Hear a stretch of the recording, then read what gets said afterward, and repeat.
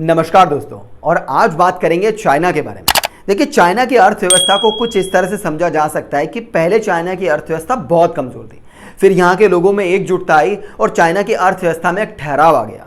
उस ठहराव के 30 से 40 साल के बाद चाइना की अर्थव्यवस्था इतनी मजबूत बन गई कि चाइना जैसी कंट्री पूरी दुनिया की सुपर पावर बनने तक के लिए तैयार थी। और इस तरह से दुनिया के सामने एक चमकता सितारा सामने आया, चाइना।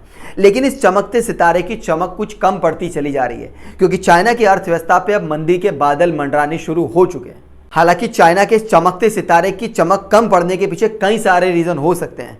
बात करूं चाइना और पूरी दुनिया के रिश्ते की, तो देखिए, पूरी दुनिया चाइना से शुरू से ही परेशान थी। फर्क सिर्फ इतना सा था कि पूरी दुनिया में एकजुटता नहीं थी। लेकिन इस बात का असर हुआ कोविड वायरस के बाद।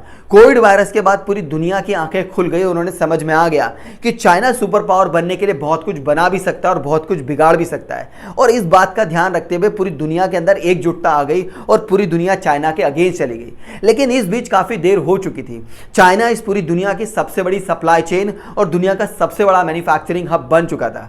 बहरहाल, इसे पूरी दुनिया का सबसे बड़ा मैन्युफैक्चरिंग हब बनाने का क्रेडिट भी पूरी दुनिया का था। इसीलिए इससे टाइटल लेने का हक भी पूरी दुनिया के पास ही आया और इस मैन्युफैक्चरिंग हब को बदलने की प्रोसेस का काम शुरू हो चुका है। और इसी वजह से चाइना की अर्थव्यवस्था पे मंदी के बादल मंडराने शुरू हो चुके हैं।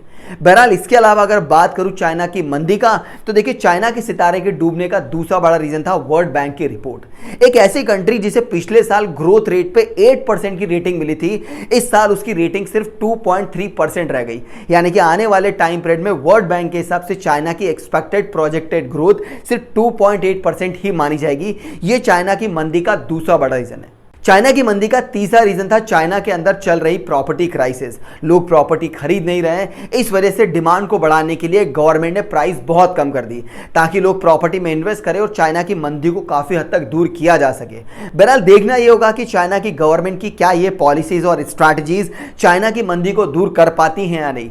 क्या चाइना का वो चमकता सितारा वापस से लौटेगा या नहीं, ये वक्त ही हमें बताएगा।